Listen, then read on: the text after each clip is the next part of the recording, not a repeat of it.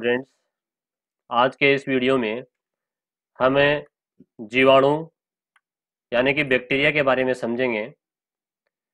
यहाँ आपको एक जीवाणु कोशिका की संरचना दिखाई दे रही है, जिसमें सबसे बाहर सेल वॉल कोशिका भित्ति पाई जाती है।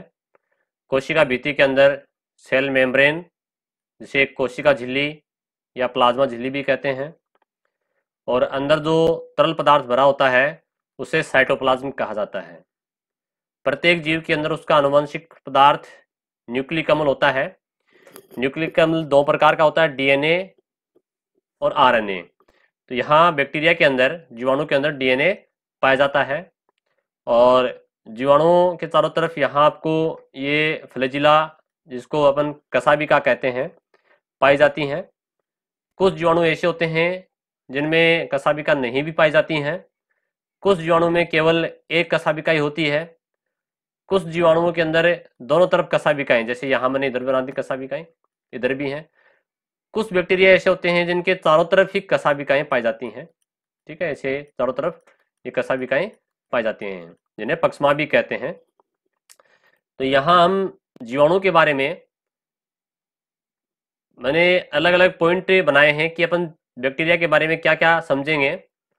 सबसे पहले जीवाणु का परिचय की बात करेंगे, जीवाणु के प्रकार, जीवाणु का आकार, जीवाणु कोशिका की संरचना को समझेंगे, जीवाणु किस प्रकार से पोषण करते हैं, किस प्रकार से जनन करते हैं, और सबसे महत्वपूर्ण जो पॉइंट है वो है जीवाणुओं का आर्थिक महत्व है। ठीक है, जहां से क्वेश्चन आने की संभावना बहुत ज्यादा होती है, इसको समझेंगे। तो चलिए अपन सबसे पहले शुरुआत करते हैं परिचय से। पहला पॉइंट है परिचय जीवाणु के बारे में। पहले पॉइंट में है कि वहीटेकर एक वैज्ञानिक है जिन्होंने 5 किंगडम थ्योरी यानी कि 5 जगत अवधारणा प्रस्तुत की।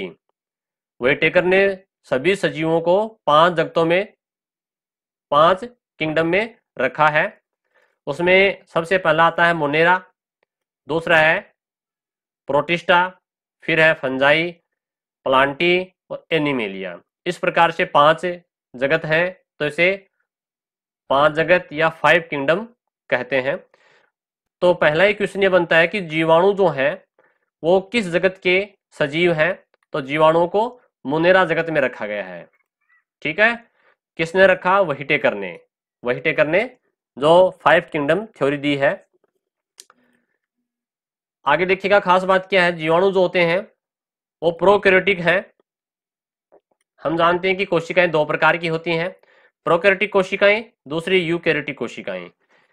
प्रोकैरियोटिक कोशिकाएं उन्हें कहते हैं जिनमें, देखो नाम क्या है, प्रोकैरियोटिक, प्रो प्लस कैरियोन, यानी कि जिसका कैरियोटिक पदार्थ का मतलब है न्यूक्लियस। ठीक है, ऐसी कोशिका जिसमें केंद्रक जो है, न्यूक्लियस है, वो कम विकसित होता है, उसे कहते हैं प्रोकैरियोटिक। ठीक, हमारे शरीर के अंदर जो कोशिकाएं हैं वो यूकैरियोटिक हैं, और बाहर आप जितने भी पेड़ पौधे देख रहे हो उन सब के अंदर कोशिकाएं भी यूकैरियोटिक हैं।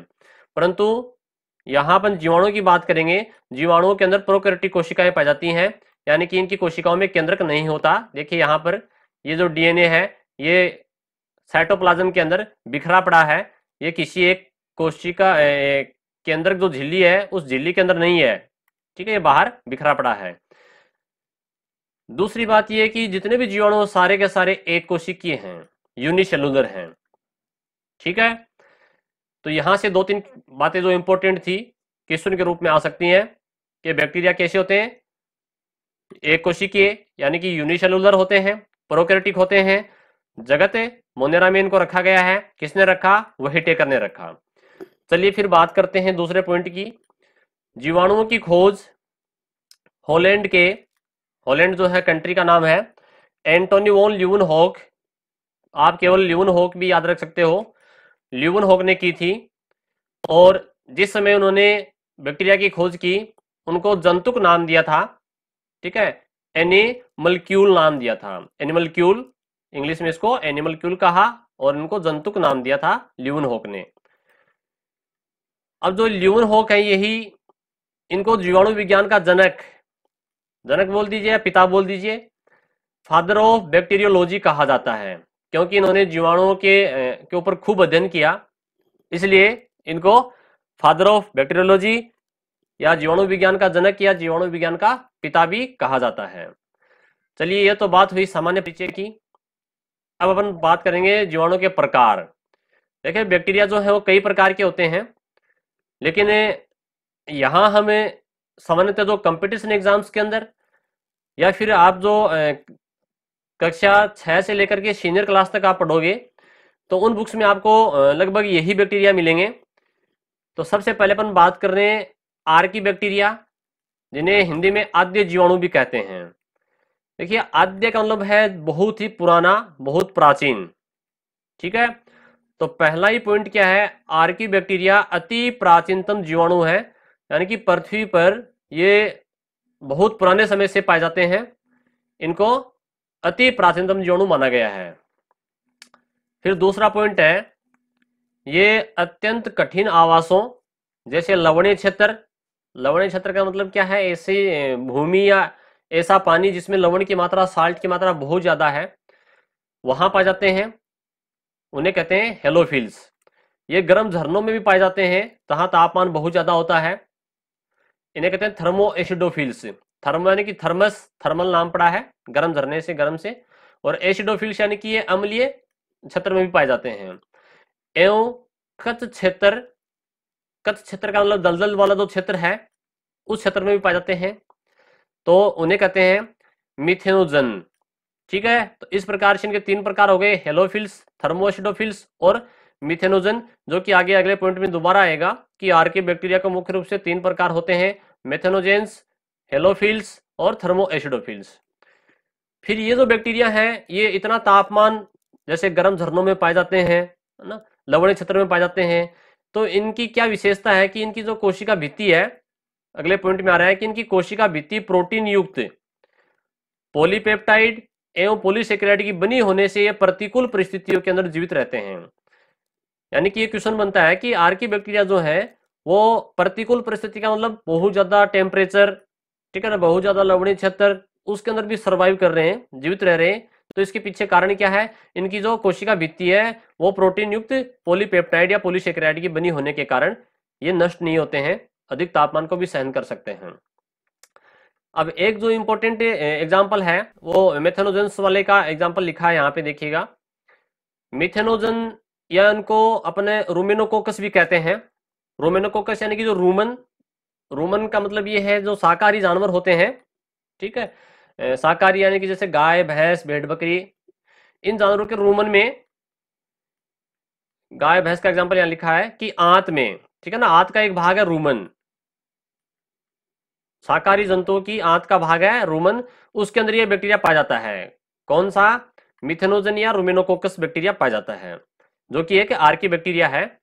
ये क्या करता है, जो शाकाहारी जंतु है जब वो शाक यानी कि घास फूस खाते हैं, तो हम जानते हैं कि पेड़ पौधों के जो भाग हैं, चाहे जड़ हो, तना हो, पत्ती हो, उनमें जो कोशिकाएं होती हैं, उन कोशिका की कोशिका भित्ति सेलुलोज की बनी होती है। तो ये जंतु जो शाकाहारी जंतु है वो पादप की पत्तियां, ठीक है ना, तने वगैरह उसका भोजन के रूप में खाते हैं, तो उनकी जो सेलुलोज है उस सेलुलोज को पचाने के लिए ये बैक्टीरिया यहाँ पाए जाते हैं और सेलुलोज को किण्वन के द्वारा पचाते हैं, और जब ये सेलुलोज का पाचन होता है तो मीथेन गैस उत्पन्न करते हैं। क्लियर। तो यहाँ पर ये खास इंपोर्टेंट बात ये है कि एक तो ये सहजीवी बैक्टीरिया है, ठीक है, सिम्बायोटिक, यानी कि जिसमें बैक्टीरिया को भी लाभ होता है और ये जो जंतु है शाकाहारी, इन दोनों को प्रॉफिट होता है, उसे कहते हैं सहजीवी सिम्बायोटिक बैक्टीरिया। दूसरे टाइप के जो बैक्टीरिया है, जीवाणु है, वो है साइनो जीवाणु या साइनो बैक्टीरिया। अब देखिएगा, जैव विकास के सिद्धांत के अनुसार जो जीवों का विकास हुआ है, इवोल्यूशन हुआ है, उसके अनुसार साइनो बैक्टीरिया को पहला प्रकाश संश्लेषित जीव माना जाता है। पेड़ पौधों का इवोल्यूशन यानी कि उद्विकास बाद में हुआ है, पहले एक कोशिकीय सूक्ष्म जीव बने थे। साइनो बैक्टीरिया को ऐसा माना जाता है कि ये सबसे पहले फोटोसिंथेटिक लिविंग ऑर्गेनिज्म थे, ठीक है। दूसरी खास बात यह है कि इन्हें हम नील हरित शैवाल, जिसको शॉर्ट में BGA, ब्लू ग्रीन एल्गी, यानी कि नीले हरे शैवाल भी कहते हैं। पहले इनको शैवाल एल्गी के साथ रखा गया था, लेकिन इनकी कोशिका प्रोकैरियोटिक होने के कारण इनको जगत मोनेरा में यानी कि बैक्टीरिया वाले ग्रुप में इसको रखा गया है। अब इसके जो एग्जाम्पल हैं, एग्जाम्स के अंदर कई बार ये क्वेश्चन आ जाता है कि जो नीले हरे शैवाल हैं उनके कौन कौन से एग्जाम्पल हैं। Nostoc, Anabaena, spirulina. ठीक है, ये इंपॉर्टेंट है, इनको आपको याद करना है। देखिए यहाँ पर एक कोशिका की आपको संरचना दिखाई दे रही है, ये नोस्टोक का डायग्राम है। इसमें एक कोशिका ये है हेटेरोसिस्ट कोशिका, जो कि अलग प्रकार की है। यह नाइट्रोजन फिक्सेशन का काम करती है, वायुमंडल की नाइट्रोजन को लेकर के नाइट्रोजन के यौगिकों को बदलने का काम करती है। ठीक है, ये बहुत सारी कोशिकाएं इस प्रकार से आपको दिखाई दे रही हैं। ये नोस्टोक का है डायग्राम, नोस्टोक की संरचना यहाँ दिखाई गई है। अब देखिएगा जो नीले हरे शैवाल हैं ये असहजीवी भी होते हैं और सहजीवी भी होते हैं, यानी कि दूसरे जीवों के साथ में साहचर्य भी स्थापित करते हैं और अकेले भी रह सकते हैं। तो असहजीवी का मतलब है जो अकेले रहते हैं, ये किसी पे डिपेंड नहीं है, अपना भोजन वगैरह है वो अपना खुद बना सकते हैं। तो ये असहजीवी जो है नील हरित शैवाल, ब्लू ग्रीन एल्गी या साइनोबैक्टीरिया, उसका एग्जांपल है नोस्टोक। तो नोस्टोक जो है, अभी अपन ने ऊपर इसका डायग्राम देखा था, तो नोस्टोक कैसा साइनोबैक्टीरिया है, असहजीवी है। इसके अंदर कौन सी कोशिका पाई जाती है, हेटेरोसिस्ट कोशिका होती है, उसके द्वारा नाइट्रोजन स्थिरीकरण का कार्य करते हैं, यानी कि नाइट्रोजन फिक्सेशन का काम करते हैं। एटमॉस्फेयर की नाइट्रोजन को लेते हैं और उसके नाइट्रेट या नाइट्राइट के यौगिक बनाते हैं। दूसरा अपन पढ़ेंगे कि टेरिडोफाइटा जो वर्ग है प्लांटी का पादपों के अंदर, जैसे ब्रायो एल्गी है, ब्रायोफाइटा, टेरिडोफाइटा, जिम्नोस्पर्म और एंजियोस्पर्म, ये पादप जगत के हैं। तो एक टेरिडोफाइटा वर्ग है, टेरिडोफाइटा वर्ग का एक पौधा है एजोला। ठीक है, टेरिडोफाइटा क्या है कि पादप वर्ग है और उसका पौधे का नाम है एजोला, जिसे अपन जल फरन भी कहते हैं। यानी कि टेरिडोफाइटा के अंदर फरन आते हैं, उनको फरन कहा जाता है, और जल फरन यानी कि पानी के अंदर पाया जाता है एजोला। इस पादप में एनाबिना, एनाबिना क्या है, साइनोबैक्टीरिया है, और एजोला क्या है, टेरिडोफाइट एक पौधा है। तो इस पादप के अंदर ये एनाबिना जो है ये सहजीवी के रूप में पाया जाता है। ठीक है, तो एनाबिना साइनोबैक्टीरिया कहाँ पाया जाता है, एजोला जल फरन में पाया जाता है, जो कि एक टेरिडोफाइटा पादप है। अब इसमें भी हेटेरोसिस्ट कोशिकाएं पाई जाती हैं, और ये हेटेरोसिस्ट कोशिकाएं क्या करती हैं, ये साइनोबैक्टीरिया सहजीवी के रूप में रहता है, जो चावल के खेत में नाइट्रोजन स्थिरीकरण की उर्वरता बढ़ाता है। हम जानते हैं कि चावल के जो खेत हैं, चावल की जो फसल है, चावल बोल दीजिए या धान बोल दीजिए की बात है, तो चावल के खेतों के लिए पानी आवश्यक होता है, खेतों में पानी भरा रहता है। तो पानी होगा तो वहां पर एजोला जो है ये वहां पादप उस पानी में छोड़ दिया जाता है, जो बहुत सारे संख्या में अपनी संख्या बढ़ा करके बहुत सारे हो जाते हैं। और हम जानते हैं कि एजोला के अंदर क्या पाया जाएगा, साइनोबैक्टीरिया सहजीवी के रूप में। तो साइनोबैक्टीरिया का काम क्या है, नाइट्रोजन का स्थिरीकरण करना। तो इस प्रकार से जो चावल के खेत हैं इनको नाइट्रोजन खूब मिलेगी, और नाइट्रोजन जब इनको प्रचुर मात्रा में मिलती है तो फसल का उत्पादन ज्यादा होता है, पैदावार ज्यादा होती है, और उससे खेत की उर्वरता बढ़ती है। क्लियर। तो यहां से क्वेश्चन कई बार आता है कि चावल के खेतों में किस साइनोबैक्टीरिया का यूज किया जाता है, तो एनाबिना का। और एनाबिना कहाँ पाया जाता है, टेरिडोफाइटा पादप वर्ग के एजोला पादप के अंदर सहजीवी के रूप में पाया जाता है। फिर एक इसी प्रकार से जिम्नोस्पर्म जो प्लांट है, जिनको अपन हिंदी में अनावर्त बीजी कहते हैं, जिम्नोस्पर्म भी पादप ही है। उसका एक एग्जांपल साइकस, जिम्नोस्पर्म पादप का उदाहरण क्या है, साइकस एक पौधा होता है, खजूर की तरह ही होता है। उसकी छोटी विशिष्ट जड़ें, बहुत छोटी छोटी जड़ें हैं, उनमें नाइट्रोजन स्थिरीकरण करने वाला साइनोबैक्टीरिया सहजीवी के रूप में पाया जाता है, और इन जड़ों को परवाल मूल कहते हैं। ठीक है, तो जिम्नोस्पर्म के अंदर कौन सा जिम्नोस्पर्म, साइकस जिम्नोस्पर्म। क्लियर। उसकी जड़ों में ये साइनोबैक्टीरिया पाए जाते हैं। और अंतिम जो एग्जांपल है वो इसका स्पाइरुलिना। स्पाइरुलिना जो कि एक साइनोबैक्टीरिया है, यानी कि नीलहरित शैवाल है। इसका उपयोग संपूर्ण आहार में, आहार मतलब भोजन के रूप में किया जाता है मनुष्य के द्वारा, और इसमें प्रचुर मात्रा में विटामिन ए पाया जाता है। कौन सा, विटामिन ए प्रचुर मात्रा में इसमें पाया जाता है स्पाइरुलिना के अंदर। ठीक है, तो इस प्रकार से हमने स्पाइरुलिना का उपयोग पढ़ा है। अब हम बात करेंगे, क्योंकि अपना टॉपिक है बैक्टीरिया जीवाणु, तो जब हम कभी जीवाणु की बात करते हैं तो उसका मतलब यू बैक्टीरिया की बात करेंगे, जिन्हें हिंदी में अपन सत्य जीवाणु कहते हैं। जब कभी भी जीवाणु की बात की जाती है तो उसका मतलब क्या है, यू बैक्टीरिया या सत्य जीवाणु की बात की जा रही है। ठीक है, तो आगे जो अपना ये पूरा जो टॉपिक चलेगा वो यू बैक्टीरिया के अकॉर्डिंग चलेगा। ठीक, हमने अभी तक दो बैक्टीरिया पढ़े, कौन कौन से, आर्की बैक्टीरिया, दूसरा साइनो बैक्टीरिया। अब यू बैक्टीरिया पढ़ेंगे, और यू बैक्टीरिया आगे जो एग्जाम्पल है वो सारे यू बैक्टीरिया के ही हैं। तो यू बैक्टीरिया में सबसे पहले अपन देखते हैं उनका आकार कैसा होता है, आकार या आकृति कैसी होती है। ठीक है, उनकी शेप जो है वो कैसी होती है बैक्टीरिया की। तो जीवाणु कोशिका भित्ति वाले सबसे सूक्ष्म जीव हैं। देखिए बहुत इंपॉर्टेंट क्वेश्चन बनता है, अगर ऐसा पूछा जाए कि सबसे सूक्ष्म जीव कौन से हैं, तब तो है माइकोप्लाज्मा। सबसे सूक्ष्म जीव सजीव जो है वो माइकोप्लाज्मा है। वैसे सबसे सूक्ष्म होते हैं वायरस, लेकिन वायरस को सजीव नहीं माना गया है, वो सजीव और निर्जीव के बीच की योजक कड़ी है।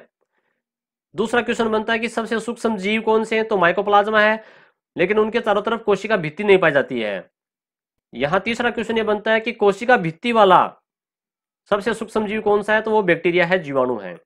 क्लियर, तो जीवाणु कोशिका भित्ति वाले यानी कि सेल वाल वाले सबसे सूक्ष्म जीव है, माइक्रो ऑर्गेनिज्म है, स्मॉलेस्ट माइक्रो ऑर्गेनिज्म है। अब इनको आकार के आधार पर चार प्रकार के बैक्टीरिया पाए जाते हैं। तो देखिए यहाँ पर पहले इनके नाम है, जो गोल आकार के होंगे उन्हें अपन कहेंगे गोलाकार या कोकस। दूसरे जो छड़ के आकार के होंगे यानी कि रोड शेप होंगे उन्हें कहेंगे बेसिलस। तीसरे जो कोमा के आकार के होंगे उन्हें कहेंगे विब्रियम, जिसका एग्जाम्पल बहुत ही इंपॉर्टेंट एग्जाम्पल है विब्रियो कोलेरी। यह बैक्टीरिया कोलेरा यानी कि हैजा फैलाता है, विब्रियो कोलेरी बैक्टीरिया है, जीवाणु है। ये कोमा के आकार का होता है, ये कई बार क्वेश्चन पूछा गया एग्जाम के अंदर। अगला जो टाइप्स है वो है सर्पिलाकार यानी कि स्पाइरल, तो इसको स्पाइरेलम भी कहते हैं। अब यहाँ नीचे डायग्राम के अंदर आपको दिख जाएंगे सारे कि यहाँ पर ये कोकाई जो गोलाकार है, बेसिलस जो छड़ के आकार के हैं, स्पाइरल यानी कि स्पाइरल है, इनके कसाबिका आपको दिख रही है चारों तरफ ये दोनों, और ये विब्रियो कोलेरी यानी कि कोमा के आकार का, जो अपन हिंदी में कोमा यूज करते हैं वो कोमा के आकार के यहाँ पर आपको ये दिखाई दे रहे हैं। तो ये तो बात हुई आकार की। अब हम बात करेंगे जीवाणु कोशिका की संरचना, यानी कि बैक्टीरिया की जो सेल है उसकी स्ट्रक्चर कैसी होती है और उसके अंदर कौन कौन सी महत्वपूर्ण बातें हैं उनको समझेंगे। तो यहाँ आपको एक बैक्टीरियल सेल की कार्ड दिखाई दे रही है। तो आप देख पा रहे हैं सबसे बाहर जो रेड कलर का लाल रंग की आपको लेयर दिख रही है, ये तो है इसकी सेल वाल। ठीक है, रेड कलर का तो है कैप्सूल। ठीक है, यानी कि सबसे बाहर क्या होता है, कैप्सूल होता है रेड कलर का। यहाँ ये एरो का निशान देखो थोड़ा गलत लगा है, ये सबसे बाहर जो है लाल रंग का ये तो कैप्सूल है। फिर जो येलो कलर की आपको लेयर दिख रही है पीले रंग की, ये सेल वाल है। ठीक है, जो कि म्यूकोपेप्टाइड की बनी होती है, जो पीले रंग की है दूसरे नंबर पे। फिर उसके अंदर फिर आपको ये जो लाल रंग की एक लेयर और दिखाई दे रही है, ये है प्लाज्मा मेम्ब्रेन।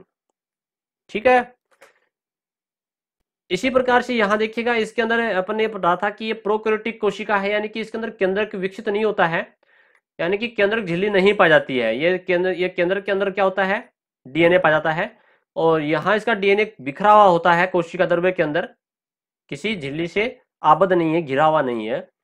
तो इसे अपन कहते हैं न्यूक्लियोइड, इसका स्पेशल नाम रखा गया है, इसको न्यूक्लियस नहीं कहेंगे अपन, क्या कहेंगे, न्यूक्लियोइड कहेंगे। अब देखिए यहाँ जो सबसे ये जो प्लाज्मा मेम्ब्रेन है, जो अंदर की तरफ पतली लेयर है लाल रंग की, ये इस प्रकार से घूम करके एक संरचना बना रही है, इसे मीजोसोम कहते हैं।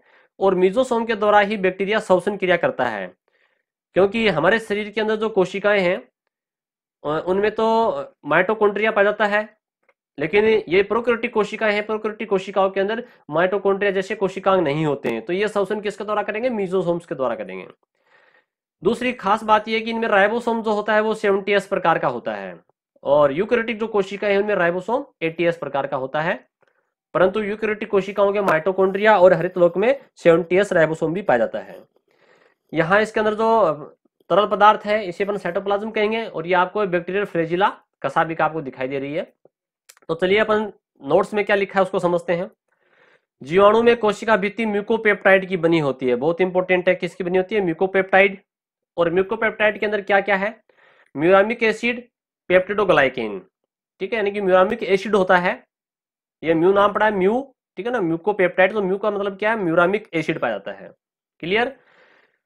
दूसरा इसमें पॉइंट है, जीवाणुओं में झिल्ली रहित केंद्रक, यानी कि जो केंद्रक होता है, न्यूक्लियस होता है, उसके चारों तरफ लेयर नहीं होती है, और इसे क्या कहते हैं, न्यूक्लियोइड कहते हैं, हिंदी में इसको केंद्रकाभ कहते हैं, तथा केंद्रिका भी नहीं पाई जाती है। हम जानते हैं कि जो कोशिका है, उस कोशिका में जो केंद्रक होता है, उस केंद्रक में एक छोटी सी केंद्रिका न्यूक्लियोलस पाई जाती है, लेकिन यहाँ केंद्रक विकसित नहीं है। प्रोकैरियोटिक कोशिका है, तो प्रोकैरियोटिक कोशिका के अंदर केंद्रक भी विकसित नहीं होता, और ये केंद्रिका जो है न्यूक्लियोलस, ये भी नहीं पाई जाती है, तो केंद्रिका भी नहीं होती है। एवं डीएनए हिस्टोन प्रोटीन रहित होता है। देखिएगा यहाँ मैं बना रहा हूं कि ये कोशिका है, कोशिका में केंद्रक, और केंद्रक में होते हैं गुणसूत्र, जबकि यहाँ प्रोकैरियोटिक कोशिका में अपन गुणसूत्र का कहीं नाम नहीं आएगा, क्योंकि गुणसूत्र जो बनता है वो बनता है डीएनए और हिस्टोन प्रोटीन। जैसे ये मैंने रिंग बना दी इस प्रकार से, ये डीएनए है, और यहाँ इसके बीच में यहाँ ये हिस्टोन प्रोटीन पाए जाते हैं, ठीक है, हिस्टोन प्रोटीन। तो यहाँ जब ऐसा डीएनए जो कि जिसमें हिस्टोन प्रोटीन नहीं होता है, तो वो गुणसूत्र नहीं कहलाएगा, उसे अपन डीएनए ही कहेंगे। तो बैक्टीरिया यानी कि प्रोकैरियोटिक कोशिकाओं के अंदर गुणसूत्र नहीं होते हैं, उनमें एक डीएनए होता है, ठीक है, एक ही डीएनए पाया जाता है संख्या के अंदर, तो इसमें डीएनए के अंदर हिस्टोन प्रोटीन नहीं होता है। अगला पॉइंट है, राइबोसोम 70s प्रकार के होते हैं। यहाँ एस का मतलब है सेडिमेंशन कोएफिशिएंट, अवसादन गुणांक, ठीक है। अगला पॉइंट है, इसमें झिल्ली वाले कोशिकांग, जैसे माइटोकॉन्ड्रिया दोहरी झिल्ली वाला कोशिकांग है, ये नहीं पाया जाता है। अंतःपृथ्वी जालिका, जिसको इंग्लिश में कहते हैं ईआर, एंडोप्लाज्मिक रेटिकुलम, ठीक है, ये भी नहीं होती है। गोल्जी उपकरण, गोल्जी काय, गोल्जी बॉडीज नहीं पाए जाते हैं। अब एक खास बात यह है कि एक वैज्ञानिक हुए हैं लेडरबर्ग, उन्होंने बताया कि जो बैक्टीरियल सेल है उसके अंदर मान लीजिए इसका ये डीएनए है, ठीक है, ये डीएनए तो है, ये बाहर साइटोप्लाज्म में बिखरा हुआ है, उसके अलावा एक गोल आकार का डीएनए और होता है ऐसा, तो मैं बना रहा हूं यहाँ पे ये, ठीक है। तो लेडरबर्ग ने बताया कि जो मुख्य डीएनए है, मुख्य डीएनए तो कौन सा, ये हो गया मुख्य डीएनए, तो ये, उसके अलावा एक वर्तुल, वर्तुल यानी कि सर्कुलर है ना, सर्किल टाइप का गोल, ठीक। डीएस डीएनए, डीएस का मतलब डबल स्ट्रैंडेड, जिसके दो रज्जुक हो, जैसे एक तो डीएनए के साथ एक रज्जुक होता है, और दूसरा डीएनए जैसे मैंने दो रज्जुक बना दिए इस प्रकार से, दो स्टैंड बना दिए, तो ये डीएस है, दो स्टैंड है इसमें। तो ये जो आपको गोल संरचना दिख रही है, ये डीएस डीएनए होती है, और इसे अपन प्लाज्मिड कहते हैं। क्या कहते हैं इसको, प्लाज्मिड कहा जाता है। क्लियर। तो प्लाज्मिड क्या है, प्रोकैरियोटिक कोशिका यानी कि बैक्टीरिया के अंदर मुख्य डीएनए के अतिरिक्त पाए जाने वाली वर्तुल जो डीएनए संरचना है, ये भी एक डीएनए है जो कि वर्तुल होता है, गोल होता है, इसे ही प्लाज्मिड कहते हैं। अब आगे की बात यह है, अगला पॉइंट कि ग्राम पॉजिटिव बैक्टीरिया। देखिए बैक्टीरिया को जब अपन स्टेन करते हैं क्रिस्टल वॉयलेट से, स्टेन यानी कि रंजित, अभिरंजित करते हैं, रंगते हैं, क्रिस्टल वॉयलेट से रंगने के बाद में जब आयोडीन की कुछ बूंदे अपन बैक्टीरिया पर डालेंगे तो ये बैंगनी रंग के हो जाएंगे। लेकिन जब इनको एथिल अल्कोहल से साफ किया जाता है तो कुछ बैक्टीरिया ऐसे होते हैं जो कि साफ नहीं होते हैं, नीले रंग के रहते हैं, उन्हें कहेंगे ग्राम पॉजिटिव बैक्टीरिया, ठीक है ना, जिसको अपन शॉर्ट में G+ कहते हैं। और ऐसे बैक्टीरिया जिनको क्रिस्टल वॉयलेट से स्टेन किया, उसके बाद में आयोडीन से उनको स्टेन किया, फिर अपने एथेनॉल से उसको साफ किया, अच्छे प्रकार से धो लिया, और धोने पर उनका रंग गायब हो जाता है, जो नीला रंग है वो अगर धुल जाता है, गायब हो जाता है, तो वो कहलाते हैं ग्राम नेगेटिव बैक्टीरिया, ठीक है।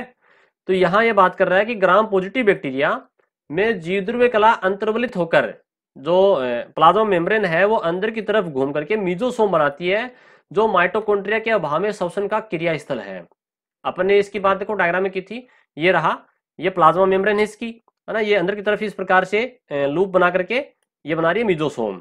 और मीजोसोम क्या करता है, बैक्टीरियल सेल के अंदर रेस्पिरेशन का काम करता है, श्वसन का काम करता है, क्योंकि इनमें माइटोकॉन्ड्रिया नहीं पाया जाता है। फिर अगला पॉइंट आएगा जीवाणु में पोषण, कि बैक्टीरिया किस प्रकार से पोषण करते हैं, इनमें न्यूट्रिशन कैसे होता है, अपना भोजन कैसे बनाते हैं। तो यहाँ अपन 3 प्रकार पढ़ेंगे। पहला पढ़ेंगे स्वयं पोषी, यानी कि जो अपना भोजन खुद बनाते हैं, ऑटोट्रोपस। दूसरा पढ़ेंगे अपन परपोषी या विषमपोषी, हेटेरोट्रोपिस, हेटेरोट्रोपिक यानी कि जो दूसरे से अपना भोजन लेंगे। तीसरा जो टाइप्स पढ़ेंगे वो है सहजीवी, सिम्बायोटिक बैक्टीरिया। तो चलिए अपन शुरुआत करते हैं पहले ऑटोट्रोपिक बैक्टीरिया, स्वयंपोषी के। हम जानते हैं कि जीवाणु एक ऐसे जीव है जिनमें लवक नहीं होता है, यानी कि इनमें प्लास्टिड्स नहीं पाए जाते हैं, जैसे हरित लवक है वो नहीं पाया जाता है।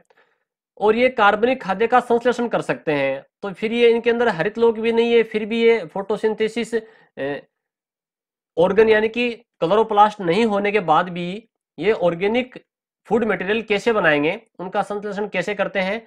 तो अपन बात कर रहे हैं पहले फोटोसिंथेटिक बैक्टीरिया की, कि कुछ जीवाणु CO2 को कार्बोहाइड्रेट में स्थिर करके कार्बनिक खाद्य का संश्लेषण कर सकते हैं, जैसे रोडोस्पाइरिलम ये बैक्टीरिया है। और ये जो प्रकाश संश्लेषी बैक्टीरिया है इनके अंदर एक पिगमेंट पाया जाता है, वर्णक पाया जाता है, जिसका नाम है बैक्टीरियोविरिडीन या बैक्टीरियोक्लोरोफिल। इनमें क्या नहीं होता है, यानी कि क्लोरोप्लास्ट नहीं होता, ठीक है, जो कि एक प्लास्टिड है, लवक है, परंतु यहां इनके अंदर बैक्टीरियोक्लोरोफिल नामक पिगमेंट पाए जाते हैं। ये पिगमेंट जो है ये क्या करते हैं, जो एटमॉस्फेयर की CO2 है, कार्बन डाइऑक्साइड, उस कार्बन डाइऑक्साइड से कार्बोहाइड्रेट यानी कि भोजन बनाते हैं, ठीक है। तो उसका एग्जांपल है रोडोस्पाइरिलम। दूसरे जो टाइप्स के बैक्टीरिया है वो है रसायन संश्लेषी, रसायन यानी कि जो केमिकल सिंथेसिस करेंगे, जैसे सल्फर गंधक वाले बैक्टीरिया गंधक से भोजन बना लेंगे। नाइट्रिकारी जीवाणु, नाइट्रोजन यौगिकीकरण जीवाणु जो कि नाइट्रोजन से अपना भोजन बना लेते हैं। इनके आपको एग्जाम्पल याद करने हैं। अगले जो टाइप्स हैं वो है हेटेरोट्रोपिक बैक्टीरिया, परपोषी या विषमपोषी, जो कि अपना भोजन दूसरों से प्राप्त करेंगे। ऐसे बैक्टीरिया जो मर्त पदार्थों से अपना भोजन प्राप्त करते हैं उन्हें कहते हैं मर्तजीवी, जिसका एग्जाम्पल है बेसिलस रेमोसस। तो आपको केवल इनका नाम याद रखना है। दूसरा है परजीवी, जो किसी सजीव से अपना भोजन लेगा, जैसे स्ट्रेप्टोकोकस है, क्लोस्ट्रीडियम है, माइकोबैक्टीरियम ट्यूबरकुलोसिस है, ठीक है। ये बैक्टीरिया ये परपोषी होते हैं, यानी कि परजीवी होते हैं। परपोषी तो है ही है, परपोषी के अंदर भी कैसे हैं, परजीवी हैं। और अगला जो है इंपॉर्टेंट, बहुत ही खास है, सहजीवी सिम्बायोटिक। आपने खूब नाम सुना होगा ई कोलाई, जिसको अपन शॉर्ट में से लिखते हैं E.COLI। तो ये जो ई कोलाई है इसका पूरा नाम है एस्चेरिशिया कोलाई। ई का मतलब क्या है, एस्चेरिशिया, ठीक है। एस्चेरिशिया कोलाई जो बैक्टीरिया है ये हमारी आंत में पाया जाता है। ये ऐसा नहीं कि हमारी आंत में ही होता है सिर्फ, बाकी एटमॉस्फेयर के अंदर भी होता है, लेकिन हमारी आंत के अंदर यह सहजीवी के रूप में काम करता है और भोजन के पाचन में सहायता करता है, ठीक है। तो ये जो ई कोलाई हमारी आंत में पाया जाने वाला एक सहजीवी बैक्टीरिया का एग्जाम्पल है। अब हम पढ़ेंगे जीवाणुओं के अंदर जनन, यानी कि जीवाणु जनन किस प्रकार से करते हैं। तो हमें केवल इनके नाम याद रखने हैं।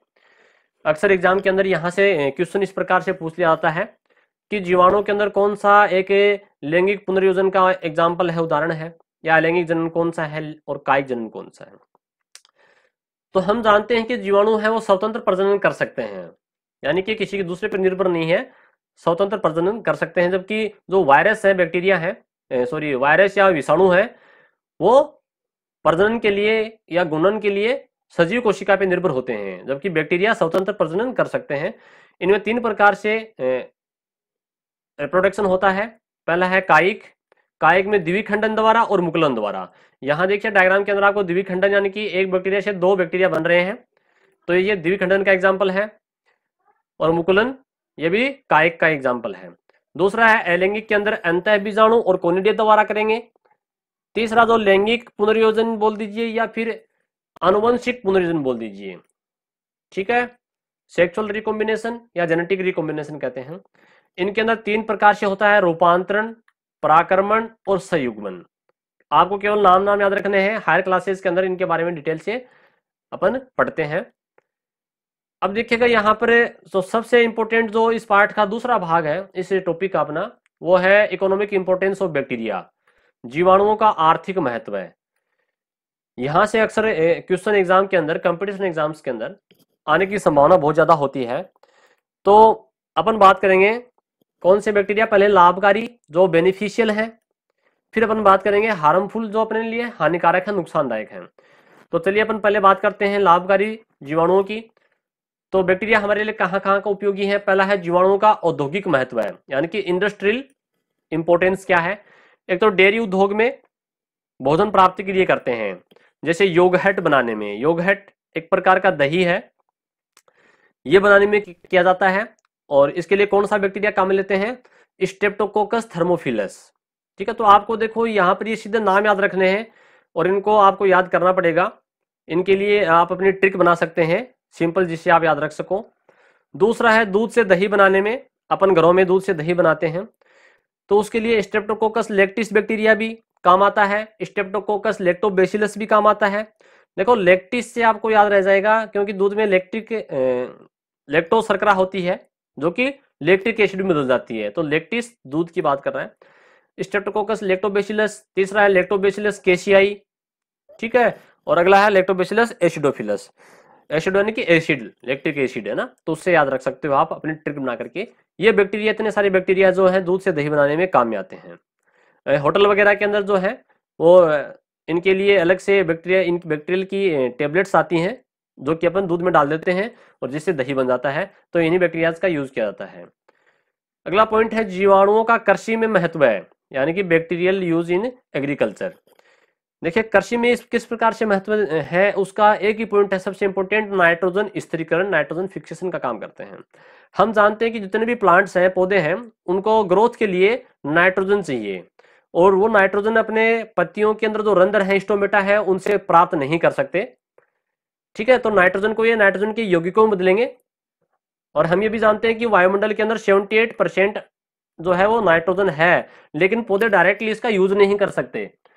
ठीक है, तो एटमॉस्फेयर के अंदर जो नाइट्रोजन है उसको नाइट्रोजन के यौगिकों में, नाइट्रोजन के कंपाउंड्स में कन्वर्ट किया जाएगा, उसके बाद में ही इसका यूज प्लांट्स कर पाते हैं। तो मिट्टी के अंदर जो बैक्टीरिया पाए जाते हैं वो कौन कौन से हैं, वो अपन आगे पढ़ेंगे। ये वायुमंडलीय नाइट्रोजन को, देखिए नाइट्रोजन स्थिरीकरण किसे कहते हैं? वायुमंडल की जो नाइट्रोजन है, एटमॉस्फेरिक नाइट्रोजन है, उसको नाइट्रोजन के यौगिकों में बदलना। नाइट्रोजन के यौगिक जैसे नाइट्रेट, नाइट्राइट या अमोनिया, ठीक है, उसमें बदलना ही नाइट्रोजन स्थिरीकरण कहलाता है। अब ये मुख्य रूप से दो प्रकार से होता है। कुछ ऐसे बैक्टीरिया जो कि असहजीवी हैं, यानी कि इनको किसी के साथ की जरूरत नहीं है, अकेले रहते हैं। अब जो अकेले रहने वाले बैक्टीरिया हैं जो नाइट्रोजन का फिक्सेशन करेंगे, वो भी दो प्रकार के हैं, तो एरोबिक और एक एनेरोबिक। एरोबिक यानी कि जो जिनको वायु चाहिए, जिनको हवा चाहिए जिंदा रहने के लिए। कई बैक्टीरिया ऐसे होते हैं जो बिना वायु की उपस्थिति में भी रह सकते हैं, ठीक है, बिना हवा के भी वो जीवित रह सकते हैं, सर्वाइव कर सकते हैं, तो वो अवायवीय कहलाएंगे। तो यहाँ इनका एग्जाम्पल आता है कई बार कि किसी एक वायवीय निम्नलिखित में से कौन सा एक वायवीय जीवाणु है या कौन सा एक अवायवीय बैक्टीरिया है, ठीक है, तो कौन सा एक असहजीवी है, कौन सा सहजीवी है, तो हमें इनको एग्जाम्पल याद करने हैं। तो जो एरोबिक बैक्टीरिया है वो है एजेटोबैक्टर और एजोमोनास, दोनों का नाम पहले एजो है ना, एजेटोबैक्टर और एजोमोनास। और जो एनएरोबिक बैक्टीरिया है, अवायवीय जीवाणु, उसका नाम है क्लोस्ट्रीडियम। ये नाइट्रोजन का फिक्सेशन करते हैं, एटमॉस्फेयर के अंदर नाइट्रोजन लेंगे, ठीक है, और ये मिट्टी में पाए जाते हैं, पौधे को दे देते हैं। यहाँ फिर अगला है सहजीवी, सिम्बायोटिक जो बैक्टीरिया जो नाइट्रोजन फिक्सेशन करेगा। ये मुख्य रूप से दो प्रकार से कर सकता है, एक तो जड़ों के अंदर और एक पौधे के तने में, जो अपन आगे पढ़ेंगे। ठीक है, तो मूल यानी कि रूट, जड़ की बात कर रहा है, मूट गुल्लिकाएं। गुल्लिकाओं का मतलब क्या है? जड़ों के अंदर गांठें बन जाती हैं। देखिए डायग्राम में आप देख पा रहे हैं, जो लेगुमिनेसी कुल के पौधे हैं, यानी कि दाल वाले पौधे, उनके अंदर खूब प्रोटीन होता है। प्रोटीन क्यों होता है? क्योंकि पौधा कार्बोहाइड्रेट CHO है ना, C6H12 है, O6 कार्बोहाइड्रेट तो फोटोसिंथेसिस से बना लेता है, और जब इसके साथ में नाइट्रोजन और जुड़ जाए तो ये बन जाएगा प्रोटीन। तो ये नाइट्रोजन जो आपको गांठें दिख रही हैं जड़ों के अंदर, इनको रूट नोडुल्स कहते हैं। ये जो गांठें, इनमें राइजोबियम नामक सहजीवी जीवाणु पाया जाता है, जो वायुमंडल की नाइट्रोजन को लेता है और इस पौधे को दे देता है। तो इस प्रकार से ये प्रोटीन बनाते हैं। और मोस्टली जो दाल वाले पौधे हैं वो लेगुमिनेसी कुल में आते हैं, तो लेगुमिनेसी कुल के पादपों के अंदर ये गांठें पाई जाती हैं। राइजोबियम लेगुमिनोसेरम, राइजोबियम तो इसका वंश है, लेगुमिनोसेरम इसकी जाति है। देखिए जो भी वैज्ञानिक नाम है, चाहे वो जंतु के हों, पौधों के हों, जीवाणुओं के हों, उनके नाम का पहला जो शब्द है वो तो उसका वंश होता है, दूसरा उसकी जाति होती है। दूसरा कौन सा है? ब्रेडीराइजोबियम। ये सहजीवी बैक्टीरिया हैं दोनों ही। जीवाणु द्वारा लेगुमिनेसी कुल के पादपों, जैसे दाल है, चना, मटर, मूंग, ये दालें हैं, कि मूल गुल्लिकाओं में रूट नोडुल्स के अंदर जैविक नाइट्रोजन स्थिरीकरण करते हैं, नाइट्रोजन को नाइट्रेट में बदलते हैं, यानी कि नाइट्रोजन जो है एटमॉस्फेयर को, उसको NO3 नाइट्रेट में बदलने का कार्य करते हैं। फिर दूसरा मैंने बताया कि तने के अंदर भी कुछ बैक्टीरिया ऐसे होते हैं जो तने में पाए जाते हैं, जैसे एजोराइजोबियम, ये बैक्टीरिया तनों के अंदर पाया जाता है और नाइट्रोजन फिक्सेशन का काम करता है। अगले अपन बैक्टीरिया की बात करेंगे अमोनीकरण करने वाले, यानी कि बेसिलस जो बैक्टीरिया है, बेसिलस, उसके द्वारा मिट्टी के अंदर उपस्थित जो पदार्थ है उसको अमोनिया में बदला जाता है, अमोनिया यानी कि NH3, ठीक है, ये अमोनिया में कन्वर्ट कर देते हैं, कौन, बेसिलस बैक्टीरिया, तो उसे हम अमोनीकरण कहेंगे, अमोनिया में बदलना ही अमोनीकरण कहलाएगा। तीसरे जो टाइप्स के बैक्टीरिया है वो है नाइट्रीकरण। नाइट्रीकरण का मतलब क्या, जो अमोनिया है NH3, उस अमोनिया को पहले नाइट्राइट में बदलेंगे और फिर उस नाइट्राइट को नाइट्रेट में बदलेंगे। तो कौन कौन से बैक्टीरिया है, जो अमोनिया है उस अमोनिया को नाइट्राइट यानी कि NO2 में बदलने वाले बैक्टीरिया है नाइट्रोसोमोनास, और ये जो नाइट्राइट है इस नाइट्राइट को नाइट्रेट में बदलने वाले जो बैक्टीरिया हैं वो है नाइट्रोबैक्टर। तो ये दोनों बैक्टीरिया आपको इंपॉर्टेंट हैं, याद रखने हैं। नाइट्रोसोमोनास तो क्या करता है, अमोनिया को नाइट्राइट में बदलता है, और नाइट्रोबैक्टर जो बैक्टीरिया है ये नाइट्राइट को नाइट्रेट में बदलता है। कई बार ये एग्जाम के अंदर ये जो आपके जो फार्मूला है इसका कि नाइट्राइट का फार्मूला क्या है NO2 और नाइट्रेट का NO3, ये भी आता है, इसको भी आपको याद रखना है। फिर अपन पढ़ेंगे जीवाणुओं का जैव प्रौद्योगिकी में महत्व है। देखिए ये टॉपिक अभी नया जुड़ा है, इन वर्षों के अंदर जो कंपटीशन एग्जाम्स हैं या अपनी जो किताबें आ रही हैं उनके अंदर ये बायोटेक्नोलॉजी, जैव प्रौद्योगिकी, ठीक है, इसके क्वेश्चन खूब आते हैं। तो जीवाणुओं का उपयोग जैव प्रौद्योगिकी यानी कि बायोटेक्नोलॉजी के अंदर भी होता है, और वो किस प्रकार से होता है, कौन कौन से बैक्टीरिया का होता है वो अपन देखेंगे। जैव प्रौद्योगिकी में राइजोबियम मेलिलोटाई जीवाणु, राइजोबियम मेलिलोटाई बैक्टीरिया है, ठीक है, की सहायता से फसलों में निफ जीन, देखो जो निफ जीन है इस जीन का काम है नाइट्रोजन का फिक्सेशन करने में सहायता करना, ठीक है, में यानी कि अपन क्या करेंगे, जो निफ जीन है उस निफ जीन को किसी पौधे के अंदर ट्रांसफर कर देंगे राइजोबियम मेलिलोटाई बैक्टीरिया की सहायता से। तो उससे क्या होगा, वो पौधा है जिस पौधे में निफ जीन अपने डाल दिया वो पौधा भी नाइट्रोजन फिक्सेशन करना शुरू कर देगा, तो उससे उसकी ग्रोथ अच्छी होगी।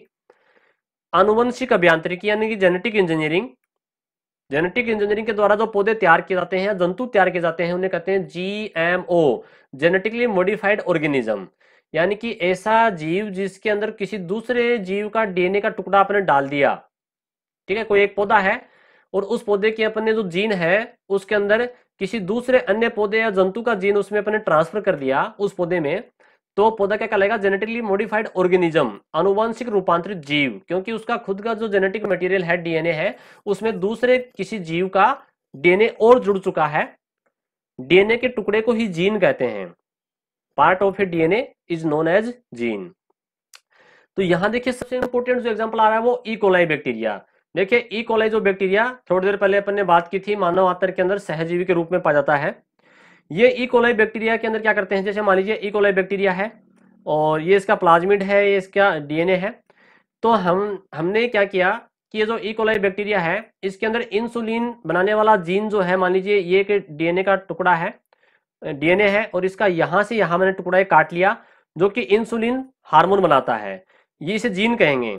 इस जीन को मैंने ट्रांसफर कर दिया इस ई कोलाई के अंदर, तो ये जो ई कोलाई है ये अपनी पॉपुलेशन बढ़ाएगा, जनसंख्या बढ़ाएगा, और इस ई कोलाई के अंदर क्या है, कौन सा जीन है, इंसुलिन बनाने वाला जीन मौजूद है, तो यहां पर ये ई कोलाई इंसुलिन बनाना शुरू कर देगा।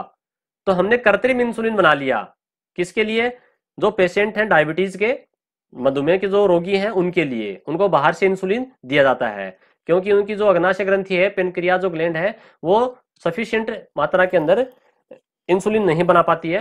तो हमने आर्टिफिशियल जो इंसुलिन बनाते हैं उसे अपन ह्यूमिलिन कहते हैं। खास बात क्या है, जो आर्टिफिशियल इंसुलिन जो हमने ई कोलाई बैक्टीरिया से बनाया है, ऑब्टेन किया है, उसे अपन ह्यूमिलिन कहते हैं, जिसको कृत्रिम इंसुलिन भी कहता है। इसी प्रकार से ग्रोथ हार्मोन भी तैयार किया गया है, ह्यूमन ग्रोथ हार्मोन, HGH का मतलब क्या है, ह्यूमन ग्रोथ हार्मोन भी तैयार किया जाता है जीवाणुओं के द्वारा।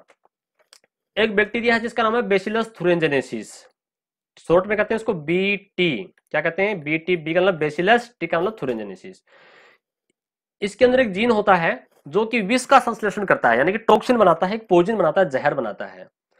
तो हम क्या करेंगे, ये जो बैक्टीरिया है इस बैक्टीरिया के अंदर मान लीजिए इसका DNA है और इस DNA का एक टुकड़ा आपने काट लिया, और ये टुकड़ा क्या करता है, ये टॉक्सिन बनाता है, विष बनाता है। इस DNA के टुकड़े को यानी कि इस जीन को हम किसी पौधे में ट्रांसफर कर देंगे। जैसे मान लीजिए हमने कपास के पौधे में ट्रांसफर कर दिया है, कपास का पौधा है, ठीक है, रफली बना रहा हूं, इस पौधे में हमने ये जीन ट्रांसफर कर दिया, कौन सा जीन, बेसिलस थुरिनजेनेसिस बैक्टीरिया का वो जीन जो टॉक्सिन बनाता है, और जब ये जीन इस पौधे में ट्रांसफर कर देंगे तो जब कपास के पौधे के ऊपर जो फल बनते हैं उन फलों को कैटरपिलर खाएगा। कैटरपिलर एक कीट है, ठीक है, बालकृमि। जब वो खाएगा तो वो मर जाएगा, कीट मर जाएगा। यानी कि ये पौधा जो है ये अपने आप ही क्या करना शुरू कर देगा, टॉक्सिन बनाना शुरू कर देगा, क्योंकि उसके अंदर वो जीन प्रेजेंट है जो हमने बेसिलस थुरिनजेनेसिस से प्राप्त किया था। तो इन पौधों को अपन बीटी प्लांट कहते हैं। क्या कहते हैं? बीटी प्लांट या बीटी बीटी पादप। बी का मतलब बेसिलस, टी का मतलब थुरिनजेनेसिस, बीटी प्लांट। तो जैसे बीटी कॉटन बनाया गया है, बीटी जियामेज मक्का बनाई गई है ना, बीटी बैंगन, बीटी सोयाबीन खूब बनाए गए हैं पौधे से। तो यहां से एग्जाम में क्वेश्चन आता है कि बीटी पादप के अंदर बीटी कॉटन है, बीटी कपास है, उसके अंदर कौन से बैक्टीरिया का जीन ट्रांसफर किया गया है? बेसिलस थुरिनजेनेसिस का, या बीटी का पूरा नाम बेसिलस थुरिनजेनेसिस है। ये क्या करते हैं ये पौधे? बालकृमि, यानी कि जो कैटरपिलर, कैटरपिलर क्या होती है? कीट की एक स्टेज होती है, अवस्था होती है, जिसको अपन हिंदी में इल्ली अवस्था कहते हैं, ठीक है। वो जो कीट है, जैसे मान लीजिए आपने देखा होगा कीट की अवस्था इस प्रकार से, ये कीट है ना, ये इसके पैर हैं और ये कीट है। तो ये क्या करता है? छेद कर देता है बैंगन के अंदर, है ना, कपास का जो फल है उस कपास के फल के अंदर ये छेद कर देता है, उसको खराब कर देता है फसल को। आपने देखे होंगे बैंगन के अंदर भी छेद होते हैं, तो ये मक्का के अंदर भी खराब कर देता है उसको भी। तो ये क्या करेंगे, ये प्लांट जो है ये खुद ही वो टॉक्सिन का सिंथेसिस करेंगे। उस टॉक्सिन के सिंथेसिस से ये कैटरपिलर जो ही खाएगा ये मर जाएगा, ठीक है। तो ये कीटनाशी प्रोटीन का संश्लेषण करते हैं। अगला जो बैक्टीरिया है ये मिट्टी में पाया जाता है, एग्रोबैक्टीरियम ट्यूमेफेशियंस, ठीक है। वैसे ये बैक्टीरिया जो प्लांट्स के अंदर एक डिजीज उत्पन्न करता है, ठीक है, क्राउन गाल डिजीज कहते हैं इसको, क्राउन गाल डिजीज, जिसमें गांठें बन जाती है पौधे के अंदर। लेकिन इसका जो प्लाज्मिड है इस बैक्टीरिया का, टीआई प्लाज्मिड, उस प्लाज्मिड का नाम है टीआई प्लाज्मिड, ठीक है। उस टीआई प्लाज्मिड का उपयोग हम जीन को ट्रांसफर करने के लिए वाहक के रूप में करते हैं, कैरियर के रूप में करते हैं। जैसे अभी अपने बात की थी बेसिलस थुरिनजेनेसिस, ये बैक्टीरिया है और इसका ये कोई जीन है जो टॉक्सिन का संश्लेषण करता है। तो ये ऐसा नहीं कि जीन को अपन डायरेक्ट ट्रांसफर कर देंगे पौधे के अंदर, डायरेक्ट ट्रांसफर के मेथड भी हैं। लेकिन पहले क्या करेंगे अपन, एग्रोबैक्टीरियम जो बैक्टीरिया है, ये एग्रोबैक्टीरियम ट्यूमेफेशियंस का बैक्टीरिया, ये बैक्टीरिया, उसमें ये प्लाज्मिड, इस प्लाज्मिड को बाहर निकालेंगे और इस प्लाज्मिड के अंदर ये जो जीन है जो टॉक्सिन का सिंथेसिस करता है उस जीन को उस टीआई प्लाज्मिड में जोड़ देंगे, यहां बीच में जोड़ दिया। अब इस प्लाज्मिड का काम क्या है? ये प्लाज्मिड क्या करेगा? ये प्लाज्मिड वापस से इस एग्रोबैक्टीरियम सेल के अंदर डाल दिया जाएगा और ये एग्रोबैक्टीरियम क्या करेगा? उस प्लांट सेल को उसके संक्रमित करेगा, ठीक है। और जिसके कारण इसका जो ये जो जीन है, कौन सा जीन, जो टॉक्सिन का संश्लेषण करने वाला जीन है, वो जीन प्लांट सेल के अंदर ट्रांसफर हो जाएगा और ये जीन जो है ये पौधे के अंदर अपना सिंथेसिस करेगा जिस चीज के लिए अपने छोड़ा है। तो यहाँ पर जो टीआई प्लाज्मिड है इसका यूज कहाँ होता है? एक वाहक के रूप में होता है, कैरियर के रूप में होता है। अगला पॉइंट है, अधिकांशतः एंटीबायोटिक्स, एंटीबायोटिक्स यानी कि प्रतिजैविक औषधियां, जो दवाई जब अपन बीमार होते हैं तो डॉक्टर हमें एंटीबायोटिक टेबलेट साथ में देता है, वो जीवाणुओं से ही प्राप्त की जाती हैं। कुछ एंटीबायोटिक्स कवकों से भी प्राप्त की जाती हैं, वो हम कवक वाले टॉपिक में देख लेंगे। कौन कौन सी एंटीबायोटिक्स है वो कौन कौन से बैक्टीरिया से प्राप्त की जाती हैं, ये क्वेश्चन कई बार एग्जाम्स में पूछे गए हैं। जैसे पहले जो नाम आएगा वो बैक्टीरिया का आएगा और अगला जो नाम आएगा वो एंटीबायोटिक का है। जैसे स्ट्रेप्टोमाइसिस ग्रीशियस जो बैक्टीरिया है उससे स्ट्रेप्टोमाइसिन एंटीबायोटिक प्राप्त की जाती है, जो कि सबसे पहले बैक्टीरिया से प्राप्त की गई थी।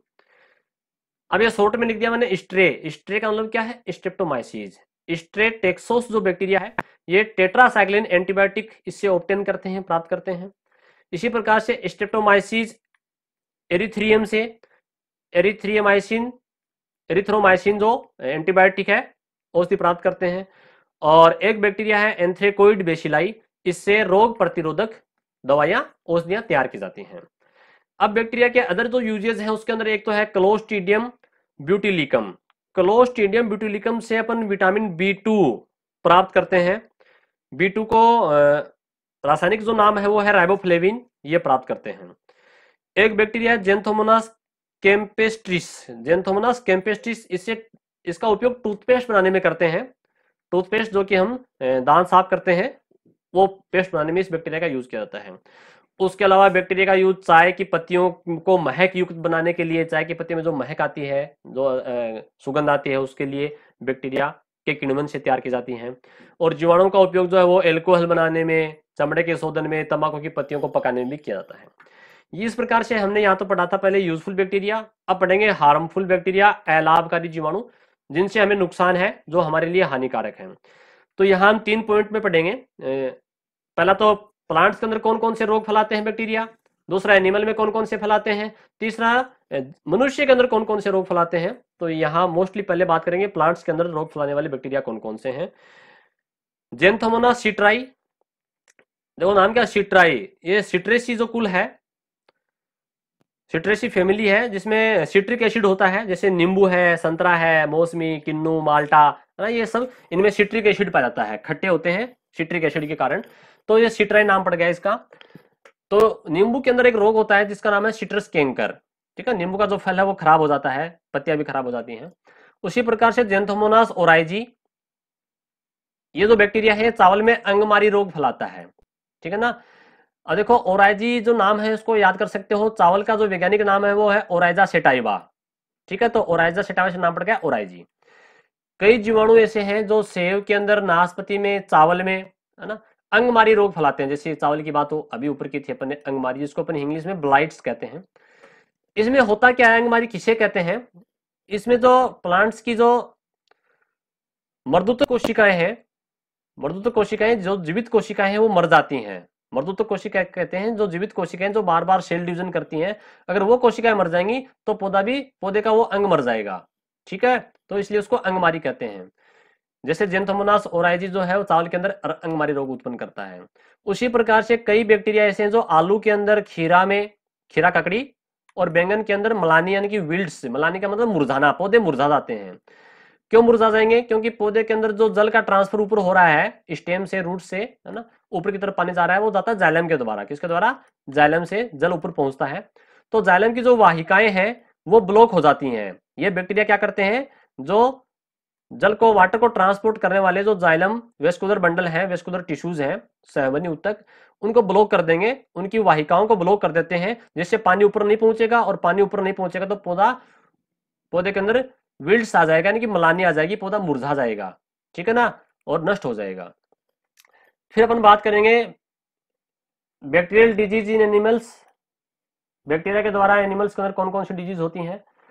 पहला है वो है बेसिलस एंथ्रेसिस, एंथ्रेक्स रोग होता है, जिसको अपन गिल्टी रोग भी कहते हैं, और ये मनुष्य के अंदर भी होता है। दूसरा है पास्चुरेलिया मेल्टोसिडा, गलघोटू रोग कहते हैं, पशुओं के अंदर होता है। बैक्टीरियम बुरखेल्डेरिया मेलाई, ये पिछले 2 वर्षों के अंदर खूब ज्यादा प्रसिद्ध हुआ था, क्योंकि ये घोड़े के अंदर गलैंडर्स रोग फैलाता है। मोस्टली अपन घोड़ा यानी कि घोड़ी का यूज करते हैं शादी समारोह के अंदर, दूल्हे या दुल्हन को घोड़ी पे बिठाया जाता है। तो एक शादी के सीजन में एक मोस्टली घोड़े पर बैन लग गया था, क्योंकि उस समय घोड़े के अंदर डिजीज काफी संख्या में फैली थी, तो इसलिए ये डिजीज बहुत फेमस थी उस समय, ठीक है। और ये घोड़े से स्तनधारियों के अंदर, मनुष्य के अंदर भी या अन्य जंतुओं में भी फैल सकती है। अगला है बैक्टीरियल डिजीज इन ह्यूमन, मनुष्य के अंदर जीवाणु से होने वाले रोग कौन कौन से हैं। देखिए ये पॉइंट अपना मानव रोग वाला जो पॉइंट है उसमें दोबारा आएगा, वहां देख लेंगे, केवल हमें यहाँ पर केवल उनके नाम याद करने हैं।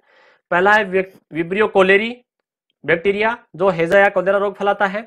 दूसरा है यर्सीनिया पेस्टिस, जो कि प्लेग रोग फैलाता है। प्लेग एक किसी समय में बहुत बड़ी महामारी थी जिसको कंट्रोल कर लिया गया है। तीसरा है डिप्लोकोकस न्यूमोनी, डिप्लोकोकस न्यूमोनी जो बैक्टीरिया है इसका नया नाम जो है वो स्ट्रेप्टोकोकस न्यूमोनी है, कंफ्यूज मत होना, डिप्लोकोकस न्यूमोनी पुराना नाम था इसका, और आजकल इसी को स्ट्रेप्टोकोकस न्यूमोनी कहते हैं बैक्टीरिया को, जो कि न्यूमोनिया रोग फैलाता है, फेफड़ों को संक्रमित करता है।